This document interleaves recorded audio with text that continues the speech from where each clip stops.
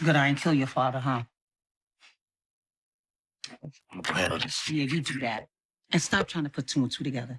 Because we both know your dumb ass always ends up with 5. Chaos, brute force, and obsession is what we associated with Cane's character in seasons 1 and 2 of Ghost, but the evolution of Cane's character, which we witnessed in season 3, added a new level of depth and complexity. These layers that we saw from Cane's character makes him arguably one of the most intriguing figures and one of the fan favorites in the Power universe. The writers were able to humanize Cane's character as he positioned himself as the head of the Tejada organization, to turning family first and even developing feelings for Effie. But as always in this game, betrayal, lies, and manipulation often dictate your next move. In other words, actions of others have a way of setting off a dangerous chain reaction. Loyalties will shift, alliances will form and change. And even though Tariq St. Patrick is the main figure in Power Book 2 Ghost, Cane is another character who finds himself at the center of this betrayal from Dru and Diana. Now this video will focus on the evolution of Cane Tejada, but intertwined will be questions around where his character goes next. With revenge being the theme for season 4, what's his next move after Dru and Diana orchestrated a plot to kill Monet? What's next for his relationship with Effie and also Brayden Weston? And what about the power struggle between him and Dru? So there is a lot of backstory that we need to tap into when it comes to Cane's character for Power Book 2 Ghost Season 4. A character that was once just the epitome of brute force, he was molded to be the muscle behind the Tejada organization. But as time passed, and as his character grew, so did his ambition, and he wanted more of a significant role in the Tejada organization. He wanted to command respect beyond fear. But Monet had other plans when Tariq St. Patrick came into their lives, taking the place and leaving Cane on the outs of the family. This forced Cane to begin forging his own path, finding guidance and mentorship under Mecca. You ain't done shit. Now he wants to cut me out the middle? He does that, he no longer needs me. Now why the fuck would I play myself like that? Look who's finally learning from me. Mecca's mentorship of Cane is where we really saw this growth from Cane's character, and in season 3, we began to see this shift, where his character was humanized a lot more, with Woody McLean going on record saying, "I think Brett Mahoney came into season 3 with just really making Cane a human being, by making Cane have these feelings for Effie, and making him go through all these different emotions that we've never seen him showcase before." That was super important. His character in season 3 evolved from being an obsessed, impulsive figure into more of a composed, strategic character. He was thinking and considering all about the consequences of his actions, as well as the actions of his family. For example, starting a war with the Russians without solid proof so soon after Lorenzo's death was the wrong move. Ironically, it was a flip of the script with him and Dru. Instead of shooting first and thinking later, he was someone who was thinking before acting, although it did take him a while to understand Lorenzo's perspective.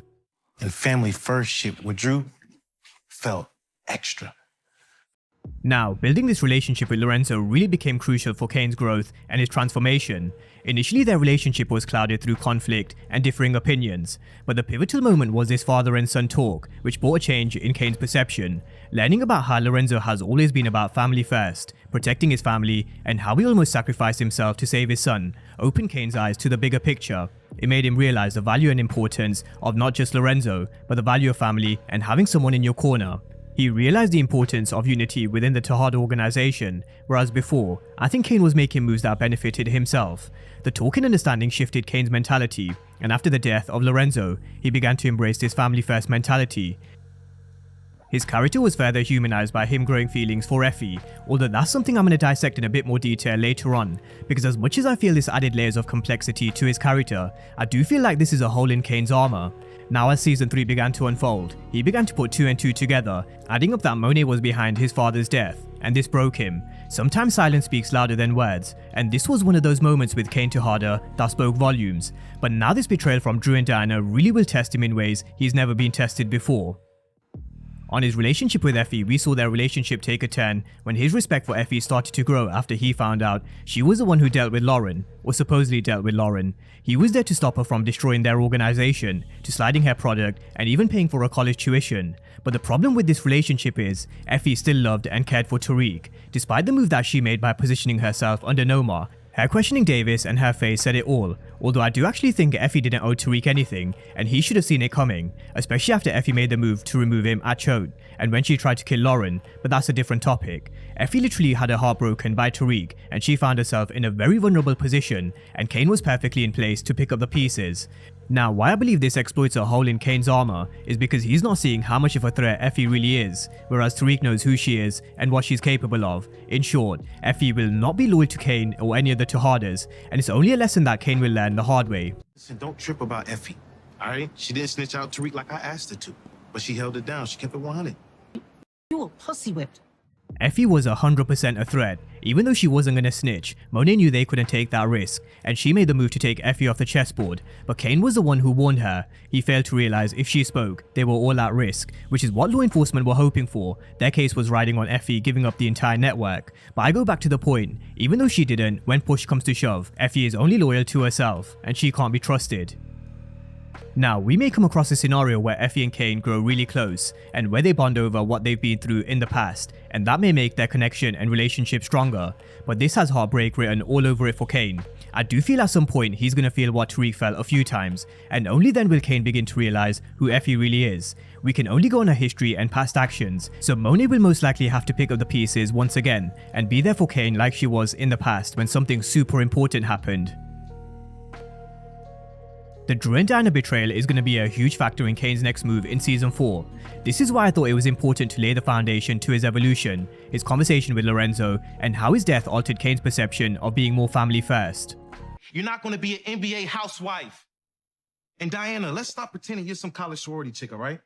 We're drug dealers. That's the family business. That's who we are. He was putting shit into perspective for Dru and Diana. He's accepted what they are and what they ever will be. They're drug dealers. But Dru and Diana had other ideas. They wanted to forge their own paths away from the game and away from Monet. Now in Season 4, it's not a question if Cane finds out about their move, it's about when he finds out and what he plans to do next. As he proved throughout the first 3 seasons, he has a knack of getting down to the truth. He first called Mecca out for being a narc. He knew Salim Marche Freeman was a fake name. He found out Lorenzo was behind Zeke's death, and he also knew Monet had Lorenzo killed. He has a knack of seeing through people's bullshit, and so this conversation about who shot Monet is definitely not over. When Monet wakes up, the first thing she's gonna question is who shot me, and even if she does believe at first it was Tariq St. Patrick, she's gonna do her due diligence. Let's not forget, she has cameras all around her house that also covers the street. So as Cane once said, the Tejadas are a family that do their due diligence, so I am expecting at some point Monet and Cane coming together and figuring out the truth.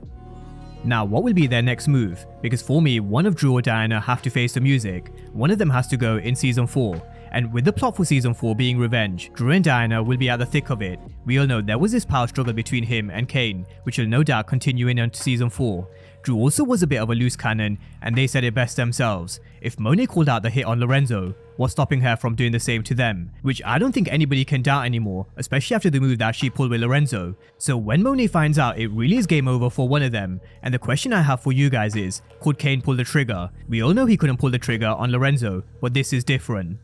Now, when Cane and Monet find out Dru and Diana set this up, I do wonder if this is going to change their perception on this war. You know, at the end of the day, the only reason why there was a divide in this scene was because of Dru and Diana. They stuck to the original plan and said it was Tariq who tried to kill Monet, which is why I wouldn't be surprised to see Cane, Tariq, and Monet coming together at some point in the future.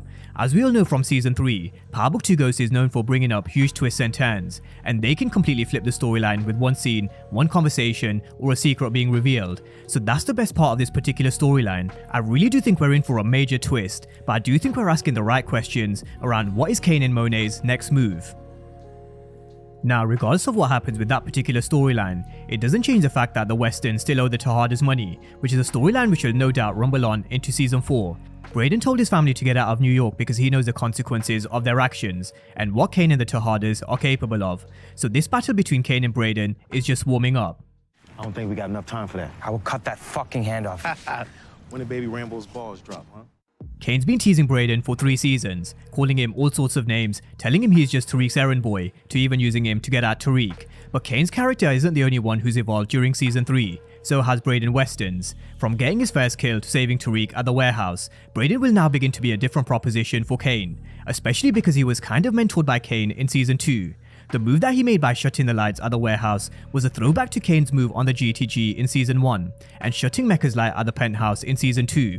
Although I don't think Cane will be scared of Brayden one bit. This is someone who's grown up in the streets and has been mentored and nurtured in the game since he was a kid, while Brayden's upbringing has been the complete opposite. But as I mentioned before, Brayden is going through an evolution of his own, and at some stage in the future, I do think these are two characters that I think will butt heads, especially because the Westons will be under constant threat and danger from Cane and the Tejadas. Brayden will have to step up and be the protector. So there is a lot to consider through Cane's evolution to his relationship with the Tejadas, Effie, and Brayden Weston, and this is why I think Cane still remains a really key part of the storyline in Ghost, despite him being here in the finale. But drop all your thoughts down below in the comment section. Let me know what you think Cane's next move is. But as always, thank you guys for watching, and I'll see you next time.